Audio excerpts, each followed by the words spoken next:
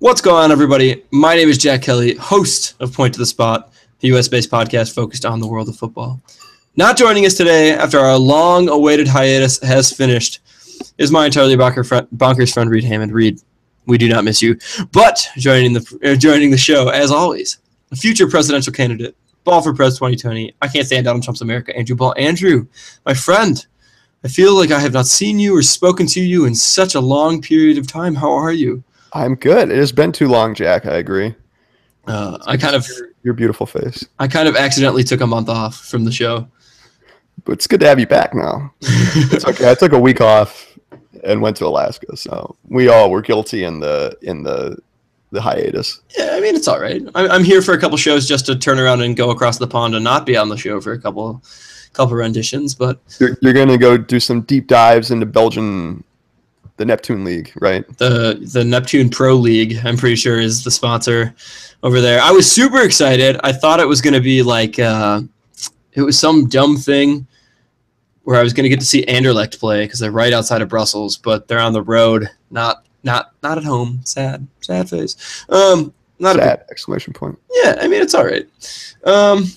Gosh, lots to talk about. Lots has happened, but so little. The Gold Cup transfers. Everton sucks at transfer policy.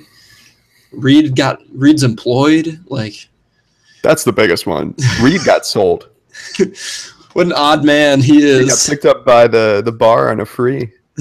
Jackson's pub or bar and restaurant, whatever it is. Jackson's and the old Pabst neighborhood in Milwaukee, Wisconsin. If you're in the neighborhood, go harass him. Don't tip him. Yeah, I was gonna say stiff him. Love you, Reed. So let's start. We'll start with the Gold Cup. Obviously, CONCACAF's tournament every other summer we have it. Usually a little bit underwhelming this summer, maybe especially so given the fact that Mexico really kind of just sent their full first team off to the Confederations Cup. Disappointing end to the tournament for them there. U.S. men's national team bringing a very young, very unexperienced team with them. We're missing the likes of Tim Howard and, the Josie Altidores aren't on the team. We're missing some of the key guys, Michael Bradley, but some big opportunity for some young guys. We saw them play Ghana in that dicey 2-1 victory in a friendly Saturday. Of course, Chicago Fire's Dax McCarty getting man of the match honors in that one. He was brilliant. I think the way he's playing right now, I think he could be the most important person for the U.S. in this Gold Cup. I think that his defensive ability and that, kind of being able to pick out a pass, we saw it on a couple of instances. One jumped out to me in particular. I was covering the game for other reasons, but he really picked out the feet of Joe Corona. He split a bunch of defenders who managed to flick it on, and Dom Dwyer, welcome to America, Dom Dwyer, was through on goal. And so I think McCarty could be very important. Another key player in this Gold Cup, of course, is going to be Dom Dwyer. I think we saw why everybody's so excited for him to be American and why he's so excited to be American. But also, I keep talking about him every time we bring up the U.S. Kellen Acosta, he is a bad boy when it comes to soccer. I think that the U.S., based on the roster that they have compared to what Mexico has brought along, I don't want to discredit some of the other sides like Panama or Honduras, Costa Rica, maybe stir the pot a little bit. I think the two title favorites are the usual suspects, and I think I would give the United States the edge on Mexico right now, especially since they're going to play the final in a more, we'll say, neutral location. But that's my take. I am a horrid optimist, as always. What do you foresee for the boys in blue come Saturday?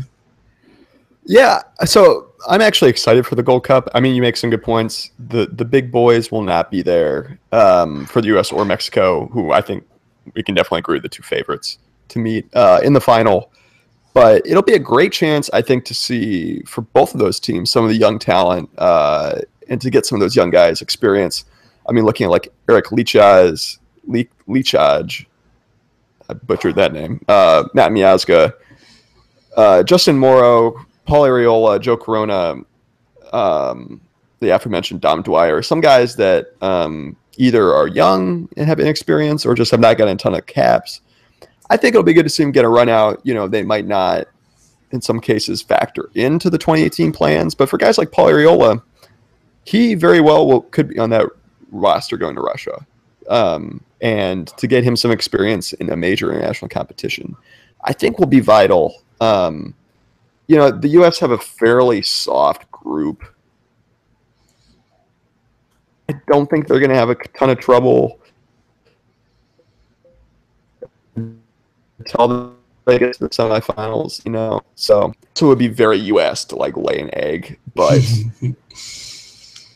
the gap in CONCACAF in terms of quality is definitely there. Also, you have to factor in the weird Gold Cup rules that allow you to swap out players after the group stage. So a lot of these guys, looking at maybe like Kellen Rowe, Christian Roldan, Juan Agudelo, could very well be swapped out for Josie Altidore, Michael Bradley, Darlington Nagbe, Christian Pulisic after the group stages, because the latter guys who are not on the main 23-man roster are on the 40-man preliminary roster, and you can change up to 6 guys after the group stages before the quarterfinals. Such a dumb rule. I actually don't mind it. I think that encourages teams to bring different guys, but if you're a purist, yeah. You see, the thing is, we saw a really good example of this kind of in a microcosm with the German national team that they sent to the Confederations Cup, who won, which was awesome for them. The 3 best teams in the world right now are Germany, Germany B, and Germany U21. So, what can you say? But I think that the 23 that we have in this young team, I would rather see them test, pushed and lose in the semifinals or the finals of this tournament than bring in Josie Altidore, Michael Bradley, Christian Pulisic, Darlington Nagbe, some of the big wigs that aren't going to make that roster without a doubt going to Russia next summer, and see what they can do. Because I don't foresee somebody like Dom Dwyer getting knocked, getting cut after the group stage. But Dom Dwyer is only 26, going into the World Cup next year. He'll be 27. He could play a big role, for the United States in Russia, but even also looking forward to that team that is going to be peak in Qatar in 2022 with people like Dom Dwyer, Kellen Acosta. We're going to have Jesse Gonzalez now coming over from Mexico, who's going to be a very good goalkeeper. Christian Pulisic is going to be hitting his prime. U.S. could be very good come 2022 from a lot of places. Bobby Wood will still be good. We could be very dangerous come 2022, and I think a tournament like this really sets the stage for American internationals to be like, wow, I got out there. The first hurdle is Saturday when they play Panama. If they get past Panama, they got Martinique and Nicaragua. Panama is definitely the best team in that group, and also with the weird wonky rules this year, the third team could go through. Yeah, I don't think the U.S. is going to be worse than Martinique. No offense to Martinique, and hopefully we will have our friend Nathan Carr on the air to break down Martinique. Friend of the pod. But I think we can all agree that that's probably not going to be the case. One blow to the U.S., a guy I was really looking forward to seeing after a great year on the club side, Kenny Saif, groin injury, suffered on Sunday, I believe, for Kenny Saif. That kind of aggravated a long-running thing. Chris Pontius, not nearly as exciting a player, will replace him on the Gold Cup roster. So that's a bit of a bummer. A very exciting young prospect who also could very well be a centerpiece in Russia and potentially even more so in Qatar, who will not be making an appearance. That's the thing I love about Arena right now is that, with Klinsmann, you got a surefire, you're only taking 6 MLS players with you on that 23-man team. But with Arena, you could... If he does, Jermaine Jones and DeMarcus Beasley are making the trip. Oh, yeah. With Acosta, Matt Hedges, Dom Dwyer. With Arena, we could have 15 MLS players going. That's exciting. I think that's also a testament to how far the league's come. Oh, yeah, since the last World Cup, or even think about where MLS is now compared to where it was when they were playing in 2010. Yeah, and even since 2014, Yeah, leaps and bounds in the last 3 seasons with, the recruitment of designated players that aren't, old retirees. We have our exceptions in the Bastian Schweinsteigers, but even a guy like Schweinsteiger has a lot to offer still. It's not like he's coming over, Frank Lampard or just Steven Gerrard kind of style. He's coming, he's playing, he's putting the work in. So I don't know. Gold Cup, it's going to be a fun tournament. I am looking forward to watching it. It's soccer, It also, looking at Group A, you have Honduras, Costa Rica, and then Canada. Don't sleep on got some Canada. Vancouver Whitecaps potentially getting the rent out. Maybe Alphonso Davies. It's going to be fun. And French Guiana, which is in South America, and I don't know why they're playing in the Gold Cup.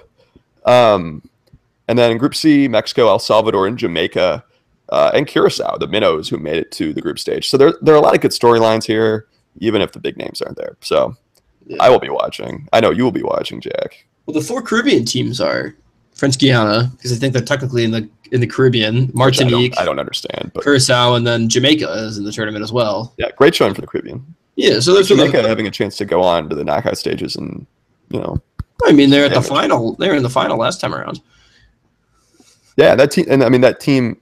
I think this will be, if you're Jamaica or Costa Rica, and you see that somewhat watered down U.S. and Mexico teams, you got to think this is your chance to make an impact and lift that trophy. Look, I mean, their guys are going to be up for it. Oh, I want the U.S. to win, undoubtedly. But if we end up with like a Jamaica-Costa Rica Gold Cup final, I'm not going to complain. It boosts the level of CONCACAF across the whole, which I think is good for the U.S. in the long run. So, oh yeah, we just gotta start building up the Scotiabank CONCACAF Champions League. Anyways, guys, we are going to take a short break. When we come back, we are going to talk about something else. We're not entirely sure what it's going to be. Probably transfers, maybe some rumors. Tribute to Reed. So stick around and enjoy the music. Will be transfers, or rumors. I don't have any rumors. I just have transfers. There are not a lot of rumors. You're going to have to drive this. I feel like I'm very out of the loop on anything now. Oh, dude, I was in Alaska for a week. You're still... Yeah, that's a good point. No, it's okay. I think we can talk about Lacazette and talk about Everton being stupid. That sounds good. Sounds good to me. Okay. Let's also rip apart West Ham. Their new training kits are ugly. I agree. Reed was like, they're fuego. I'm like, bro, A, don't use fuego. You're not Spanish. B, they're not. Also, did you see Bayern dunk on them on Twitter today? Awesome. All right, we're back in 5. Do you want me to bring it back, or you want to bring it back? Sure. No, it's up to you. You just said that you want me to lead it, so I'd be happy to bring it back. Oh, yeah, go ahead. Okay. I'll bring it back in 5, 4, 3, 6, 2, 4, 1. And we are...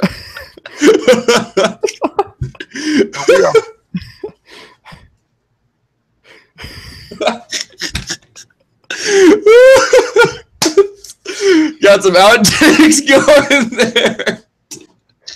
Welcome back to Point to the Spot. This is Andrew Ball. Despite what hijinks Jack Kelly may have been trying to pull, and that might make its way in as an Easter egg at the end of the podcast, we're back. We got some transfers, some final transfers to talk about. And even though I was in Alaska for a week, I was still looped into the transfers.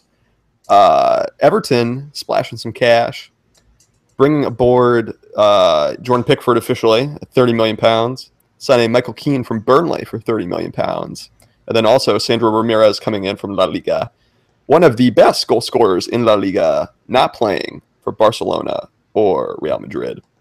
So an interesting bit of business there. Also, we got transfers, and we got rumors because Wayne Rooney might be coming to the Merseyside. Jack Kelly, I know you have takes about Everton's transfer policy. We should have actually done our due diligence and gotten one Eric Van Tubingen on the show, but we did not. So, Jack, what are your thoughts on Everton spending their Romelu Lukaku money before Chelsea has bought him? Well, on the phone. 2, Everton's transfer policy is just like the rest of that club. Shit. They paid $30 million. They bought a player from Burnley for £30 million. Okay. So Michael Keane for $30 million. Dortmund paid $12 million for Omar Toprak. Milan paid $17 million for Ricardo Rodriguez. Gladbach paid like $17 million-ish for Matthias Ginter. I get that in the EPL, especially for English players, the market's inflated. But and also as a Spurs fan, £30 million, we all know how that went down last summer. So I can't really talk. But come on. He's like an £8 million player before the TV rights went through, right? Or am I crazy? 8 is generous. I get that, like, Koeman came in and, like, you know, revamped and basically made Everton, like, little Belgium / the Netherlands. But, like, why pay $30 million for your English player quota when you can my God. The Spurs is rumored for like $8 million. And Joel Veltman's a much better player, I think. Oh my God. This is just like, and here's the killer thing, right? Okay. Let's take a minute. It's hard to compare apples to oranges because, like, Everton in my mind is not a big club. Like, it doesn't even scrape the dish of a Tottenham or an Arsenal or a Chelsea or a City or a United or a Liverpool or Chelsea. I don't know if I said that already, but, like, okay, Arsenal didn't make the Champions League. We all know it. We just spent £52 million on a player. That's fine because Arsenal is the 6th most valuable club in the world, and we make a fuck ton of money every year. Everton took out a loan from a Chinese bank so they could buy players. I mean, what? Clearly, the end game here is that Romelu Lukaku will be sold, whether that's to Chelsea or Real, probably Chelsea. It would appear to me that that's the end game. Otherwise, they're in a world of financial hurt, I would think. Like, what is the lot? Who borrows money to buy players? Especially in the 2017 Premier League. And I mean, you look at the other deals. So Pickford, they're playing the long game here. And, like, you know, he's plumped to be an elite. And I think, but in the very short term, you know, he's not going to be all that, I don't think. And then you look at Sandro Ramirez, who they bought for £6 million. Good business, I think. He was one of the most underrated players in La Liga after kind of being left for dead from the Barcelona academy. He went to Malaga and tore up La Liga last year. But the kicker is he's only going to really contribute if Lukaku goes. Otherwise, he's not going to get any minutes. That deal to me is like a rent-a-player kind of deal. Like, they bought him very well just to have him for a season or two to try to get some production out of him just to sell him back. Yeah. And, like, I mean, they'll turn a profit on him, but I just, you know, it reminds me a little bit of how Spurs spent the Gareth Bale money. Like, some of that was well spent. Christian Eriksen, in this case, Sandro Ramirez, probably potentially Jordan Pickford eventually. Pickford's probably not going to be around of it for, you know, 10 years from now. They'll turn a profit on him if he comes good in his promise. But then you also buy guys who are not worth it. Paulinho, Michael Keane.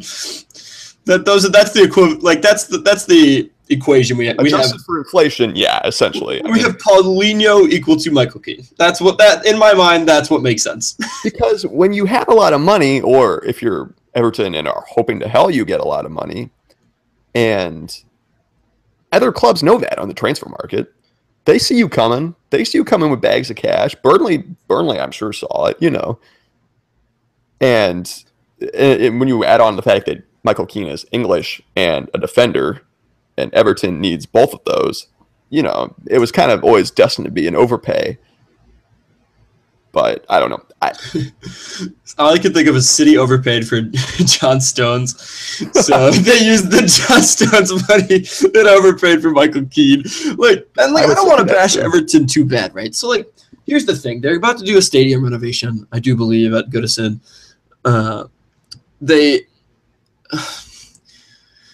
And Koeman, I think, is a good manager. Oh, he's brilliant, but he's not staying at Everton much longer. He's only going to be there another 2-3 seasons until the next big. You know, I was surprised a little bit that he wasn't one of the front runners at, you know, odds favorites to get the Barcelona job. He will be. I mean, I think next turnover probably. Oh, I think he very well. Him and Pochettino will be, you know. But I mean, depending on what Spurs develop into, like. Well, and Pasha said he's not going to Barcelona because he played for Espanyol. Yeah, well, you know, money talks. But, like, the point I'm trying to make is, like, Everton, like, so, and, like, it's hard because I always boil back to Arsenal, right? Like, Arsenal plays the long game. We spent $52 million on a striker who's 26, who we signed for 5 years. Like, that is 5 years of Alexander Lacazette's prime. What are they doing? Like, nothing they've done is going to set them up to be good in the long term. Presently, they're going to sell Lukaku off, and they bought the Dutch Steven Naismith to replace him. That's fair. I think Michael Keane. You could argue Michael Keane and Jordan Pickford are long plays. My thing is though. So if you're building the stadium, if you're making a really long play and just be financially prudent and have some austerity in the transfer market, that's the real long play. And I get that, or find some bargains. Buy Joel Veltman for £8 million instead of paying £60 million for two guys who either won't be with you when that new stadium renovates, Jordan Pickford probably, or Michael Keane, who, if he's there, may or may not be effective. And I'm ragging on Michael Keane a bit. He was very good for Burnley this past year. I just, for the price, I think it was a bad deal. And for Burnley, getting $30 million for a guy like Michael Keane, they can very easily buy 2 or 3 serviceable Burnley level players that will keep them up. Yeah, given how good their scouting is, they target the right guys, and it was good business for them. Real quickly, Wayne Rooney. I in the group message today, I said that Wayne Rooney would not be a quality choice from an MLS team, much less Everton. That was a bit of a hot take, but do you agree with the general sentiment? Oh, yes. I don't think Wayne Rooney's best days are behind him. His money going forward is going to be in Rogaine advertising and punditry. He would be a serviceable and decent MLS player now, but even somebody this is a bit of an anomaly, but Nemanja Nikolic would wipe the floor with him right now. Sure, Joseph Martinez. Yeah, any of these guys. He's not even starting every game for Atlanta United. My thing with Rooney is no ill will to the guy if he goes to Everton. It'd be a cool story to go back.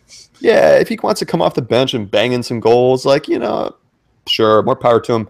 But it would be to sell shirts. I feel like it'd be to get the buzz up around the team, which is not in and of itself bad. But if you want to be a big club, I guess Real is notorious for doing this, but at least the guys they sign are James Rodriguez. This kind of smacks as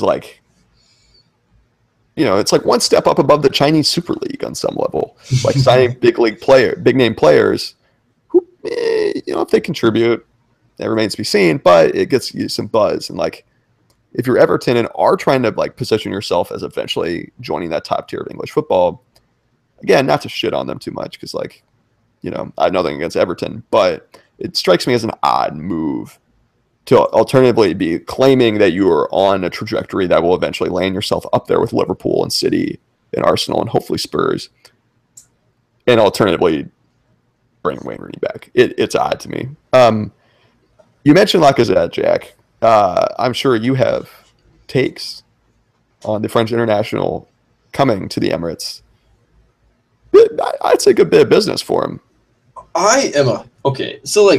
For a long time, especially last season, Lacazette, since he's been banging goals in these 3 seasons, has been linked. He's French. French players love to play for Wenger. Wenger likes French players. He's dynamic. He's fast. He is, in a lot of ways, what Arsenal has been missing, in a sense of he can do. He's not like a one-trick pony striker. He can score with his head. He can score with his feet. He's quick. He's good on the dribble. In a lot of ways, I don't know. Maybe this is Arsene Wenger's model of the new-aged Thierry Henry for Arsenal, a very fast, very technically gifted French player. Might be a bit of a stretch, but yeah, but I think it's really good business. Things that I did not know, last year, I had my major doubts. Right, he banged in a ton of goals. I think he had 29 or 28 or 29 or 31 or something. It was a good tally for the season, but he only scored 3 times against a club named Paris Saint-Germain. He only scored. I did this math and I wrote a whole thing about it. I don't remember what the clubs were, but he only scored 3 times against the teams that finished ahead of Lyon in the table of all of those goals. This year, it was very different. He scored, I think, 8 or 9 or 10 of his goals against teams named PSG and Monaco, Nice, who were very good this season, Marseille, these good top-tier French teams. And I know, Ligue 1 is very different than playing in the Premier League, a lot less physical. But like I mean, 37 goals in 39 games, and to convert 38.9% of the chance. I mean, 4 out of 10 times he takes a shot, it goes in. Like, that is remarkable. I think this is a very good business for Arsenal. League One guys. You mentioned League One guys not translating well to the Premier League. It's interesting you say that, actually, because a lot of Lyon guys who did go to the Premier League, talking like, Drogba, Florent Malouda, Michael Essien, have done very, very well. So, Lyon is legendary for their ability to develop players. Although I will say that Lacazette at times suffered the last couple of years from uneven distribution, aside from Nabil Fekir. I think he will do well for Arsenal. My only concern is I think this means that Alexis is leaving. And I think when you factor that in, I'm not sure that he's given... I mean, there are always question marks when you bring in a new guy versus your established, proven option. Yeah. Given that, I'm not sure that it's like as much of a bang-on success as Arsenal fan TV would lead you to believe. That being said, I think it is a great bit of business for them. Don't get me wrong on that. I just think when you factor in Alexis probably leaving, it might not, the dreams of Arsenal fans of having Alexis and Lacazette up top with Ozil feeding the balls, which would be a formidable offensive option, may not come to pass. That's all I have to say. No, I absolutely agree. I mean, in a lot of ways, it was, in a way, buying Alexis's replacement, even though it wasn't a straight replacement. I think that Wenger has other things in mind, in the sense that, Oxlade-Chamberlain might move into that kind of position, which is like obviously a stretch between the 22-10 or 22-12 of Alexis Sanchez versus Alex Oxlade-Chamberlain. I think, I love Alexis. I have loved him since he signed. The thing is, like, if he wants to go, like, don't make him stay for a year, have a bad low season, and lose him out of free. Sell him for the 60 million pounds you can get out of City for him. You essentially got Lacazette for plus 8 million pounds. Then reinvest some of that money. I mean, that leaves you at this point in the transfer window. If they sell Sanchez, honestly, I hate to see it, because I have long loved him. Ali Giroud very, very well could be on his way out. That, in the 20 million, 25 million pound range in the market that we're in, that leaves Arsenal at plus 33 on the transfer window, having gotten someone like Ziad Kolasinac from Schalke on a free and Alexander Lacazette into the club. That leaves them with some flexibility to try to do business before September 1 comes around.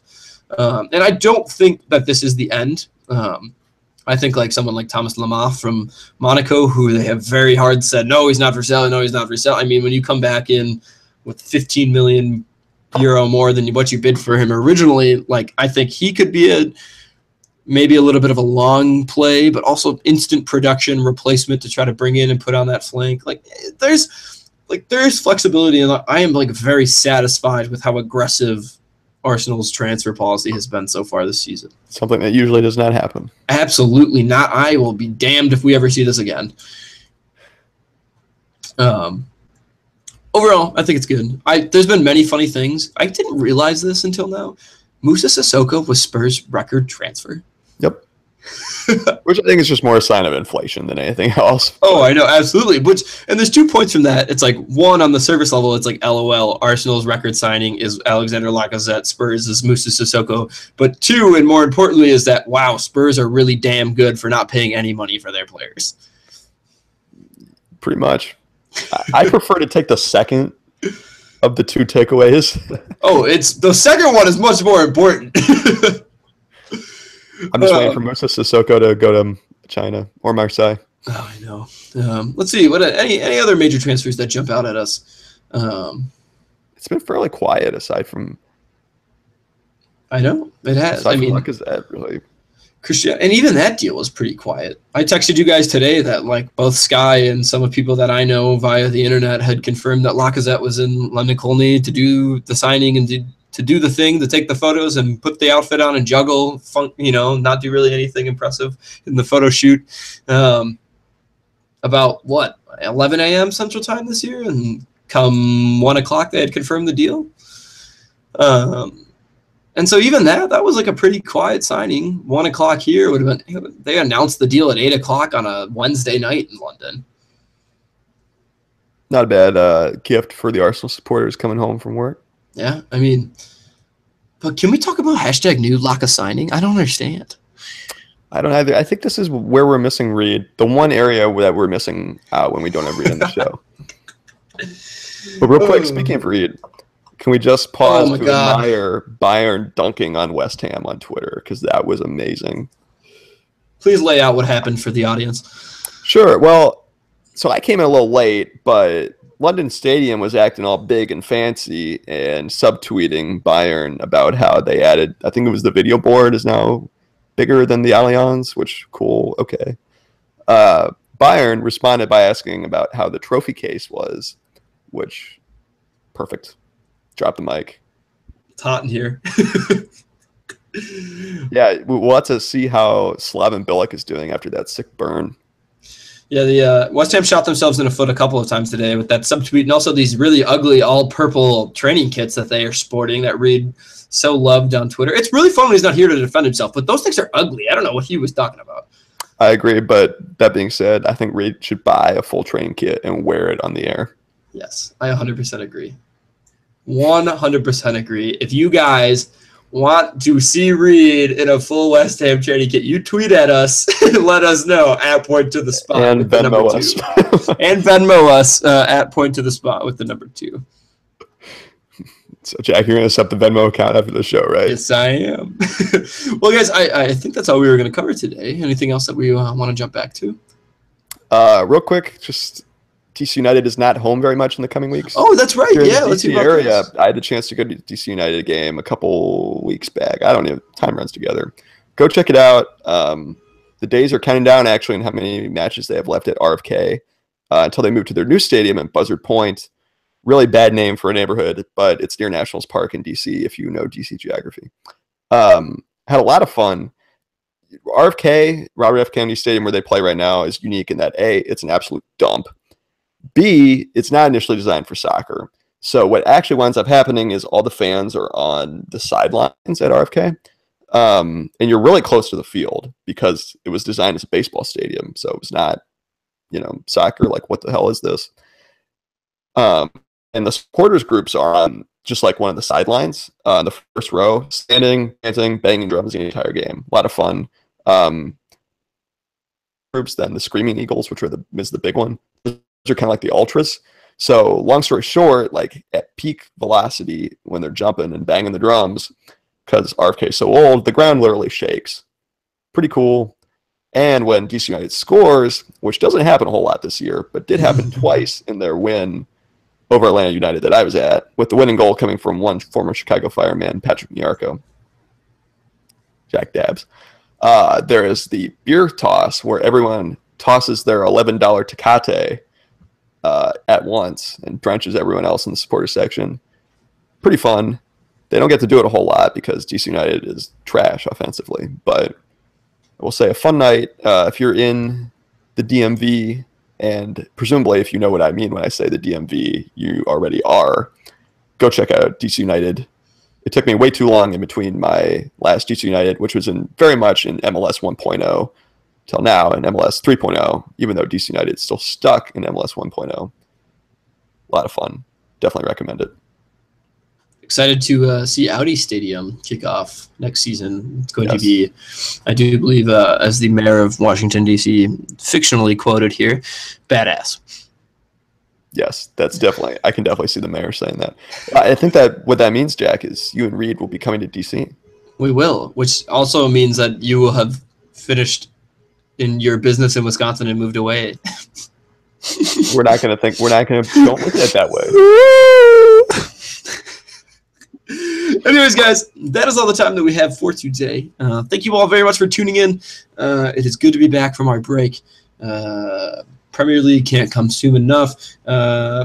Watch out for our MLS expansion series to continue tomorrow, or this coming weekend, Sunday. We're going to be on with a member of a fan group of Phoenix Rising. Blog, actually. A blog of Phoenix Rising, hosts a podcast. His name is Dominic. We're really looking forward to our conversation with him. These MLS expansion talks have been very, very cool. Also in the shoot is the Tampa Bay Rowdies. We're going to try to hook up with some people from Sacramento. We're working on it. We'll make it there. We still got some time left this summer before the EPL comes around and things get crazy. For now, though, that's all we have. Andrew, where can they find you on the social, as one Reed Hammond would refer to it? At Andrew Ball, BAHL. Although they might get a lot of healthcare reporting next week in MLS Soccer, but... Of course, guys, you can find me at actual Jack Kelly. I am actually Jack Kelly. Make sure to follow the show at Point to the Spot with the number 2. Tweet us there. Let us know your thoughts. Eric Van Tubergen, we're calling you out. We want to know your thoughts about our scalding hot takes on Everton's transfer policy. If you enjoyed the show, leave us a review on iTunes. We really do love when those happen because then more people listen to us and we get to grow the Point to the Spot family. For now, though, take care. Thanks very much for listening, and you'll hear from us again this weekend.